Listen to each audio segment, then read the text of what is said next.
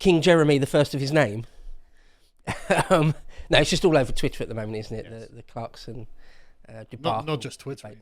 Yeah, not just Twitter. Yeah, it's all over sort of the mainstream media and stuff. So Is he Jeremy the First, or it would be Jeremy the First. Yeah, we've never had a monarch by the name of Jeremy thus far.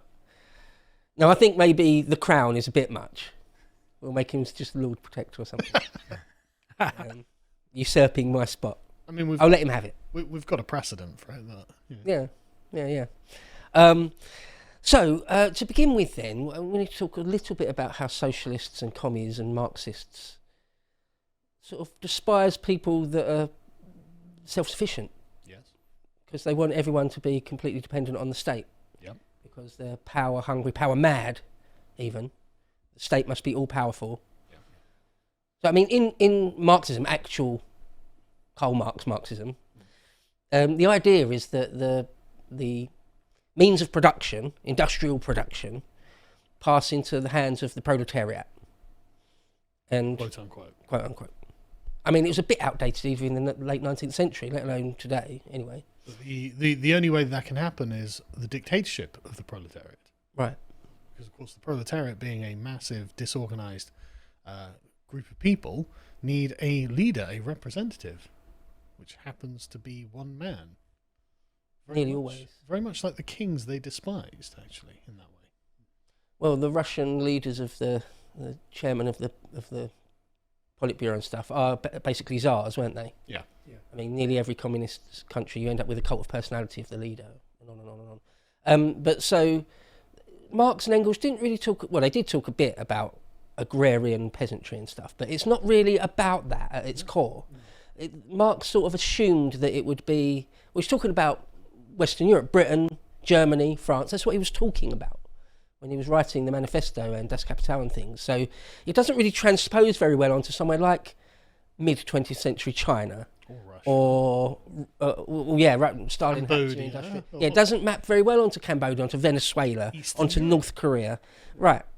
So quite often the peasantry, the kulaks, they're in the way, if anything. They're in the way. they are in the way because the proletariat is the industrial workforce. Yes. They don't belong to the industrial workforce. Yeah, one thing that communists have this habit of doing is abstracting and saying, right, you've got the aristocracy, the bourgeoisie, and the proletariat, and they assume that these universal broad classes are all-encompassing. But actually, if you were to map it onto an actual map, you go, okay, well, show me where the proletariat are, and then you've got little red dots in urban industrial centres and vast empty spaces between those little red dots in which the actual peasant farmer or farm workers are living, existing, and producing all of the food for the civilization. And of course, if you're obsessed with industrial production, what do you know about, say, growing food, Mr. Mao? Turns out not much. No, you don't know much. No. And, also, it's good that you mentioned it, but the idea of the vanguard party leading the proletariat, I think, comes from Lenin, Yes. who also said that if we allow workers by themselves, if we allow the proletariat on its own, it will at best develop a syndicalist consciousness and not a class consciousness. So they are justifying the party that they are justifying the existence of the party by saying that unless we have the party, the proletariat isn't going to function in the way that the communist revolution requires it to function. No, quite right. So it's funny how even today, in the early 21st century, these leftists are still living in that paradigm where the kulaks are the problem. Small farmers, small homesteads, or any sort of cottage industry is getting in the way of the state being all-powerful. And you know, we actually have a really good example of that in the recent American election. The very purpose of the Electoral College was to prevent the large coastal cities from dominating the food-producing hinterlands.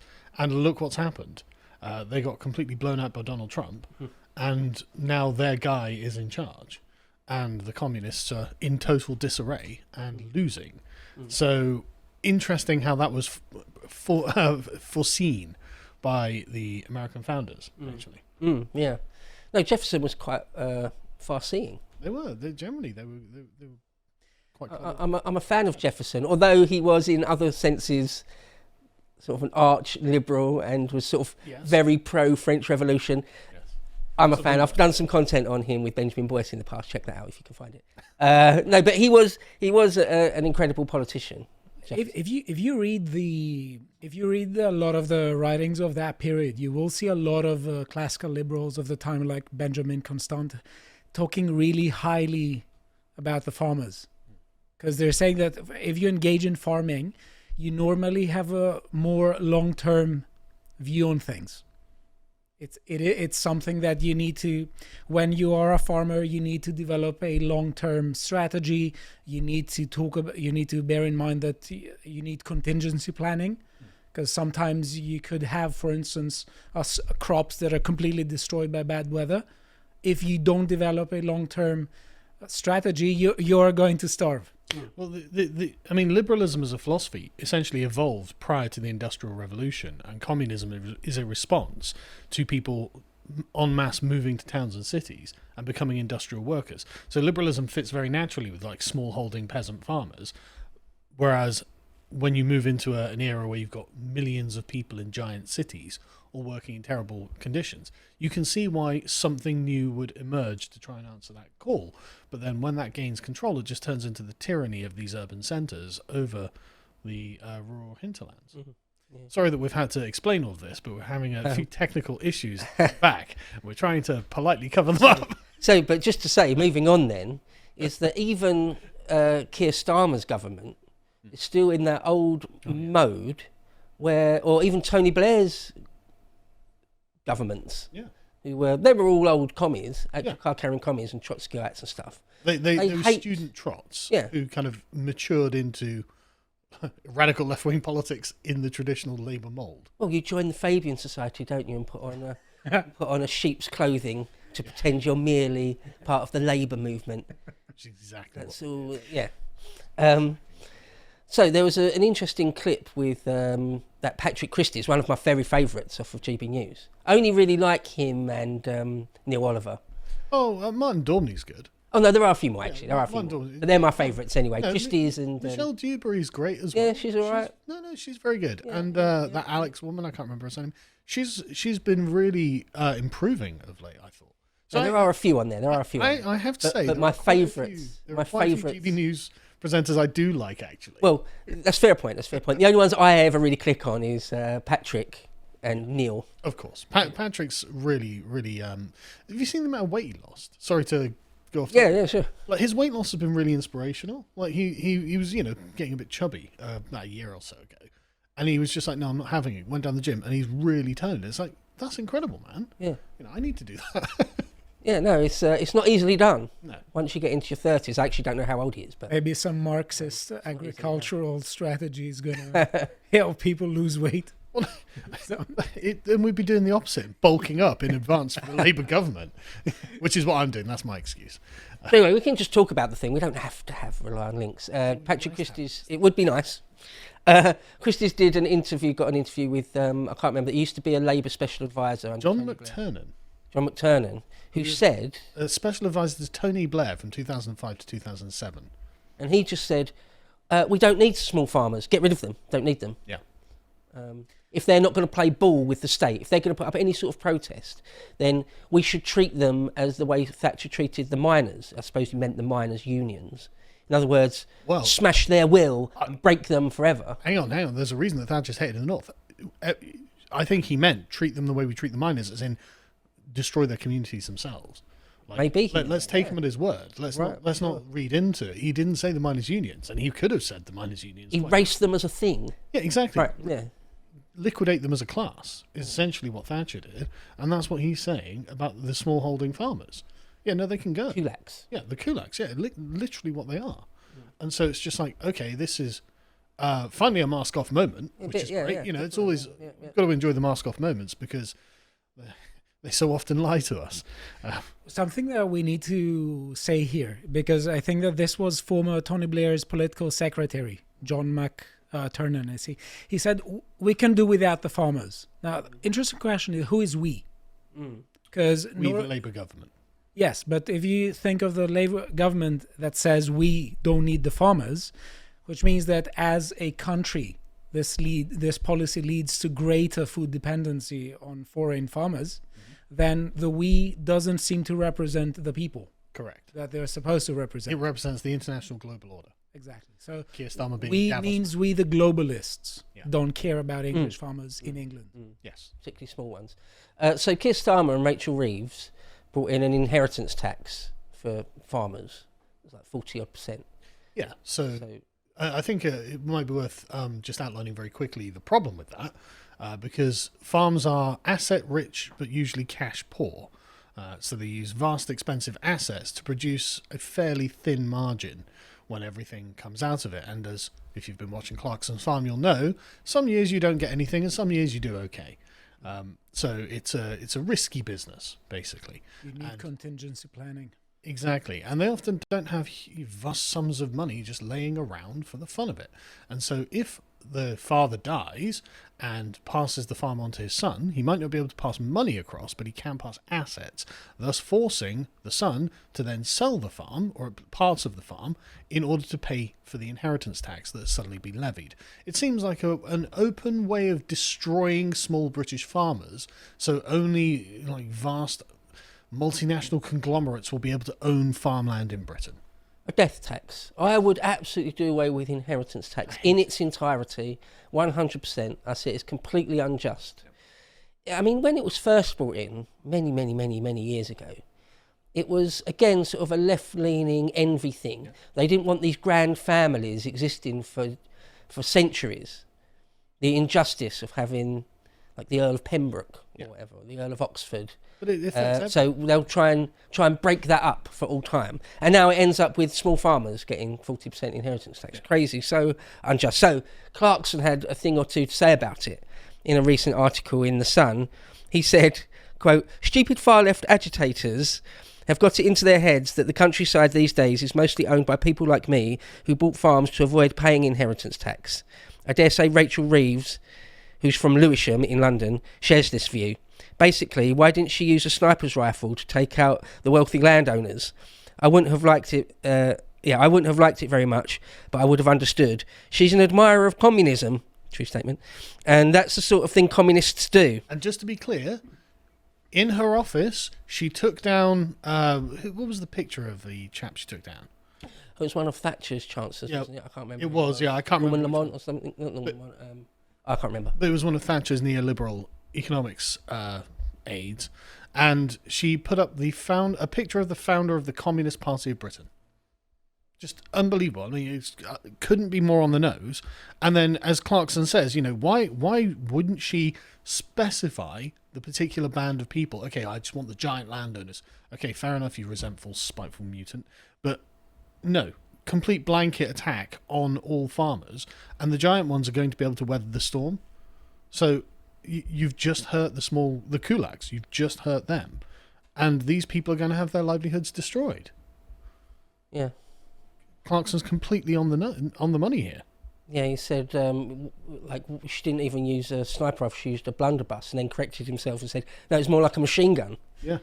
Have you got the document in front of you there? I do, yeah. Would you keep like reading the quotes? I can keep reading. There's just all the quotes are there. Yeah. He says, it's okay for the Labour Party, he wrote. They're all in Kentish Town living on a diet of quinoa. Yeah, and that's a great point. No, they're living on imported foods. Right? They're not eating British foods. And if you think about what he was doing on Clarkson's farm, where it's like, no, everything is going to be... there's everything apart from like what it was required to make tonic for gin and tonic, right? And so it's like... I remember watching it and he was complaining, or watching a clip of something, where he's complaining that the only thing that he can't serve in his restaurant, before they shut it down, was that, because everything else could be made in Britain. And so you've got this incredibly nativist position with food from Jeremy Clarkson. But of course, they need to go to their foreign restaurants and import their foreign foods. I've got my screen back, so it's funny that he says... I mean, that's just a classic to take a little dig at quinoa. He said, they're even telling us now it's more environmentally friendly to import an avocado from Ecuador than it is to eat beef from a cow that lived at the bottom of your garden. Yeah, again, obviously just... Bonkers. Yeah, crazy. That's a liar. I know it's a liar because a Labour politician said it. Brilliant. Tell us how you really feel, Jeremy. I'm becoming more and more convinced that Starmer and Reeves have a sinister plan. Yeah. I'm convinced of that. It's called communism, yeah. Yeah. I mean, it just seems to be out in the open at this point. Yeah. Like, if Nigel Farage, not that this, I think that Nigel Farage has any sympathies in this regard, but if Nigel Farage were to become Prime Minister, he takes down the picture of Winston Churchill or something, and then puts up Adolf Hitler, you'd be like, right, I think he might be a Nazi. Like, I think it'd be a fair thing to say, oh no, he's actually a Nazi.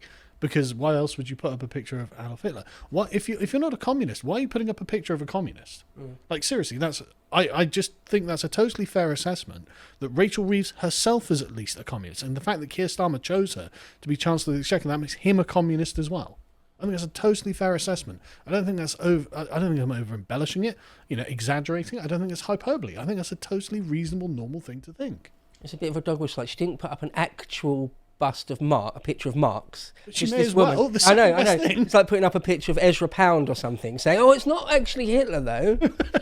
I just admire Ezra Pound. What's wrong with that, bro?" Yeah, anyway, exactly. But he went on to say they want to carpet bomb our farmland with new towns and immigrants and net zero wind farms. Yeah, new towns for immigrants. Exactly correct. That's exactly what they're doing.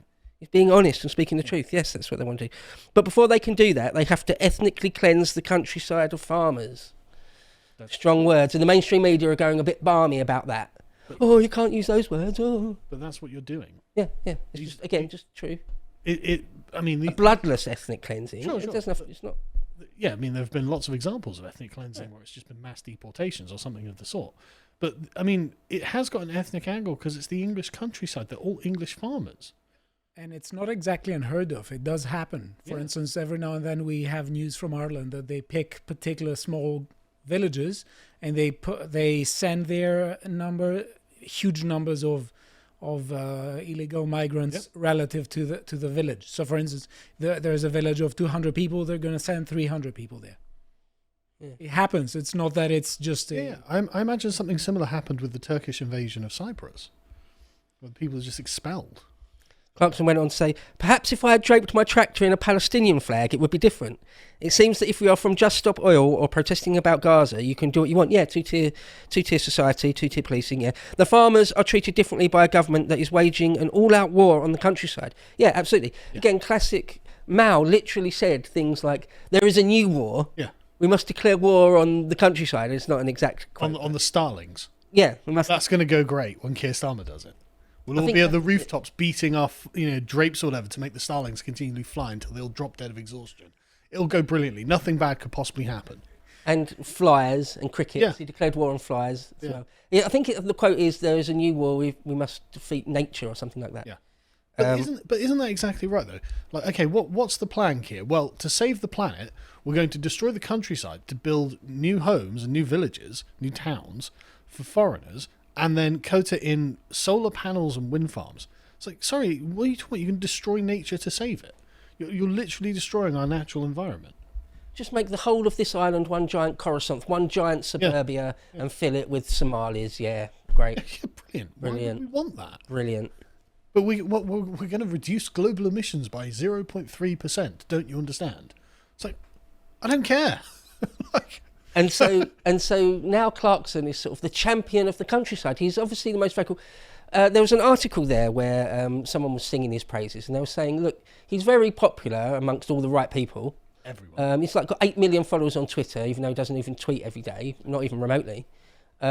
He's been around. I looked up when he was first on Top Gear, 1988. Really? So basically my whole, I was a little kid, so I don't really remember a time without Clarkson being around. Yeah, he's always been a perennial figure in the background, hasn't he? Yeah, absolutely. And he's always been unashamedly, comically so. Hilariously so. I mean, like a great sense of humour, isn't it? Everyone knows that. Anyone who's punched Piers Morgan, he decked Piers Morgan. Thumbs up in my book. Lovely jubbly, as well as a producer in Top Gear, but we won't talk about that. Oh, obviously we disavow. He should. Yeah, that was a bit. Maybe.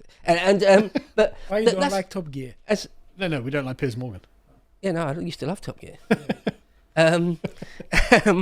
But there's a reason why I like Elon Musk and Trump a bit, because they've got a sense of humour. They're not just this policy robot. The government's position is right. He actually just a normal guy that says his sense of humour is even silly, right? Clarkson's silly in all sorts of ways. That's great. That's English. That's British. Yeah, it's a very normal English sense of humour. Yeah, that's why people like him. And sometimes, thank you. And sometimes it's a bit edgy. Sure. right? I remember one time they were in Southeast Asia somewhere, and he made a joke about slopes. Like they were on a bridge, and he said, "There's a bit of a slope. There's a little slope on it," meaning the angle of the bridge. But that's the reason why people on the sort of woke left hate his guts. Yeah. They hate him because he's unapologetically un-PC. Yeah. But that's why everyone who doesn't hate him is a fan. Yeah. He's just a normal, good, funny, silly dude. Yeah. Who's based, and it's just he always seems to find himself on the right side of any issue. Like because more or less, he was a Brexiteer. I mean, a Remainer. Sorry, he was a Remainer. But he's since come around to the pro-Brexit position, right. and he said himself it's because of the people I was surrounded by. Yeah. In the urban metropolitan location. As soon as I got out to the countryside, suddenly I understand why you guys don't want to be Remainers. And look, there are lots of things where it's just like you see it in Clarkson's farm as it's going through, and like something political sort of rears its head, and he's just like, "Well, that's bloody stupid," or something. Yeah. Like that. You know, I don't like that. You know, and it just the natural sort of instinctive English response that represents just most people in England is vocalized by Clarkson. Yeah. Very much in a sort of Trumpian way. Sort of he is sort of a voice of the people in all sorts of ways. Oh yeah. Normal person. Yeah. Who isn't a lefty. Reasonable, who isn't sensible. a lefty. Yeah. Yeah. So, but all the right people, or wrong people, depending on how you look at it, hate his guts. Yeah. Well, the right people hate his guts. Yeah. Like that article that was praising him a bit. Look, this is a sense of his politics and his sense of humour. In a very recent article, he said, "The American election is becoming hilarious. One of the candidates is a complete lunatic, and the other is a complete lunatic. And all they do all day long is hurl playground insults at one another. You're thick, you're a fascist, you smell like wee, you smell like poo, you're a wee and a poo." Yeah. That's silly, puerile, great British humour, right? So it's like being a normal... Yeah, he's a normal dude. Normal dude, right, okay. So, I suppose... maybe sort of the Twitter sphere has, I would say, maybe gone a little overboard, saying the crown is in the gutter, Jeremy. Just pick it up with your sword. We're waiting for to lead us to the once and future motorist journalist. Come on, lead us to a new life. You can see why they're in that sort of position. Oh, here's a tweet by that Bodade off Lotus. I've heard of him. Yeah, he's the most based one on there. I've heard. That's what people say. So, apparently, Jeremy Clarkson. I didn't know this, but someone else did in the comments say that he's not a fan of Oliver Cromwell. But someone shopped him over Oliver Cromwell, and I just wrote a quote of at least from the film Cromwell. "I must confess to some abatement of my hopes. Instead of uniting the good people of this nation with righteousness and peace, which would have been a glorious and Christian thing to have done, what do I find? Anarchy, corruption, division and dissatisfaction. This is no parliament. I'll put an end to their sitting." I mean, help This yourself, does Jeremy. describe today. Yeah. We're looking for anyone to help us out here. Yeah, we really are. Apparently he's made some noises about possibly being interested in talking to Nige and reform. We'll see if anything can't. Good luck with There. that. Yeah, right. I mean, again, we're sort of looking for anything. There's a few other things, but I suppose I'm running over my time a bit. But, well, there was just anyone who knows him over the years, the number of based things he's said. I do fear that perhaps he might not be... He's not going to be that based, but Yeah. like, he is a patriot, and it's very Yeah. clear that he is a patriot. He obviously loves Britain.